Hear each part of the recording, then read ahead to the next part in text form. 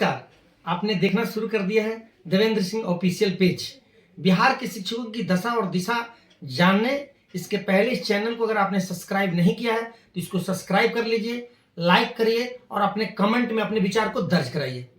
के पाठक के द्वारा जो बिहार के एसीएस हैं, शिक्षा डिपार्टमेंट में बड़ी चलती है, बड़ी हिटलरशाही से अपना शासन चला रहे हैं। शायद उनको पता नहीं कि बच्चों की शरीर की ह्यूमिडिटी क्या कहती है, बच्चे की शरीर की बनावट क्या है। अब इतने बड़े आईएएस को अगर समझ से बात पड़े कि नहीं शिक्षक को भी टॉर्चर करना है और बिहार के नौनिहाल, बिहार भारत के निर्माण करने वालों को जान लू से मार देना है, तो इस तपती गर्मी में विद्यालय चल रहे हैं। आप ही के राज्य के अंदर सिमुतला, नवोदय, सैनिक जैसे विद्यालय चलते हैं और गर्मी की छुट्टी में बंद हो जाते हैं।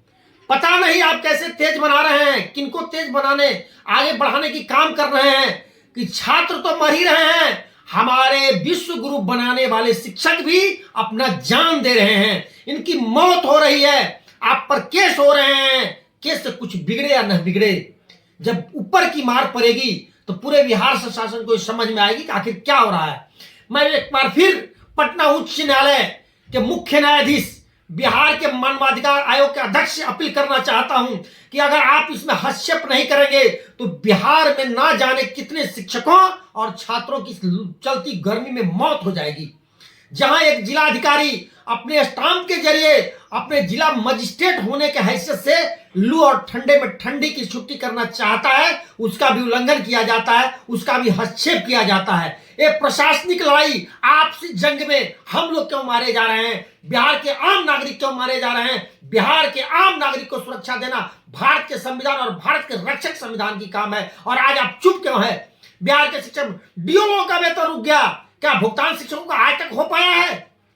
बिहार के 2-4 जिलों को छोड़ दीजिए तो बाकी किसी जिले में आज इस समय तक जब मैं इस समाचार को पढ़ रहा हूं अभी 1-1 रुपया का भुगतान नहीं हो पाया। क्या आप कर पाएंगे, करा पाएंगे? अगर करा पाएंगे तो बिहार के शिक्षक हमारी तरह से नहीं मरते। अगर आपने सही नियम बनाया होता कि 1 से 5 तारीख तक वेतन जाना चाहिए शिक्षकों के बीच में तो वेतन पहुंच गया रहता। आपका फरमान पहले भी जारी हुआ है और पहले भी उल्लंघन हुआ है, लेकिन आप इनके बाल बाका भी नहीं कर सकते। बिहार के शिक्षक एकजुट हो रहे हैं, चुनाव बाद ये सड़कों पर गारंटेड उतरेंगे और आंदोलन होगा।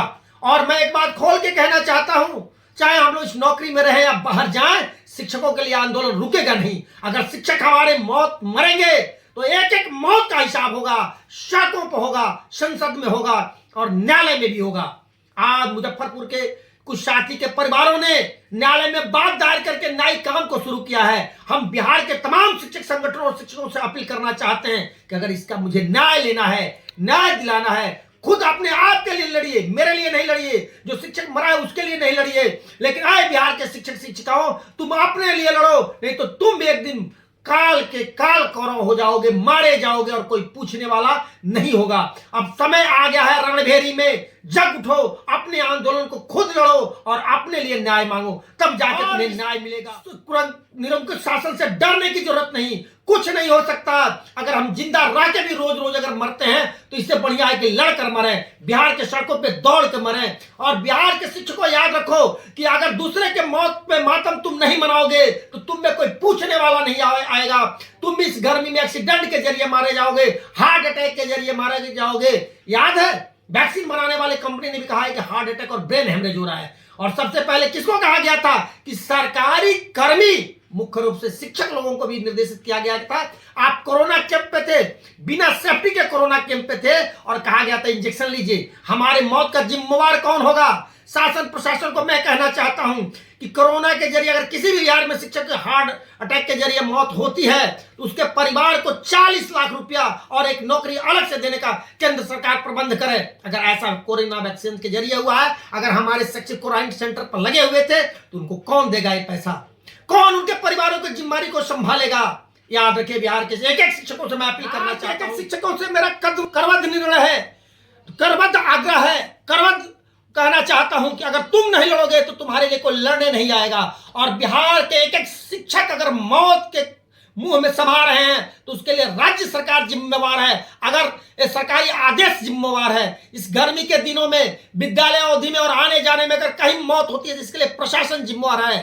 अचानक हो रही मौतों से पूरा बिहार थर्रा उठा है। बिहार के पूरे शिक्षक शिक्षिका थर्रा उठे हैं। अगर न्याय की लड़ाई नहीं लड़ी गई, मैं बिहार के शिक्षक संगठनों से अपील करना चाहता हूं कि अब अंतिम वक्त आ गया है, अब निर्णय लें, अब सड़कों पर आने का समय है। हम संसदीय लड़ाई लड़े हैं, हम न्यायिक लड़ाई लड़े हैं, लेकिन सड़कों की अंतिम लड़ाई के लिए जल्द से जल्द बैठक बुलाया जाए और सड़कों पर उतरने का काम किया जाएगा। जय हिंद, जय भारत। देखते रहिए देवेंद्र सिंह ऑफिशियल पेज। हम फिर मिलते हैं कल। धन्यवाद।